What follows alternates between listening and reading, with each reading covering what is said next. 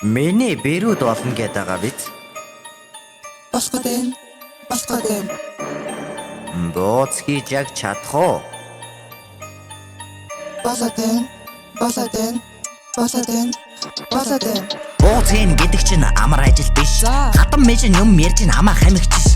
Эхлээ маха гараар татаад гурлаа зураад амраан. Бүхний гараар хийхгүй юм бол машин та нарыг давраад. Эзэгтэй бэн гэдэг чинь эгзэгтэй зүйл олон би. Эмхийн зүйлийг чадахгүй бол бүгднгийн чинь гол нь би. Залуу занд нь наснасаа ямар ч холыг хашраа. Салаа цэргийг холож явлаа дараах цэргийг ташраа. Ирэх хүнийг дотон гэвэл хотоодоор нь бацна.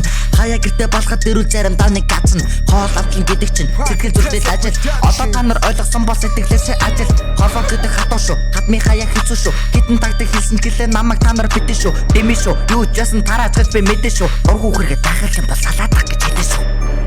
Юу яриад байгаа юм бэ ээж? Харин тийм. Бид гурав чаднаа ээж. За. Буу заагаар гогтоо да.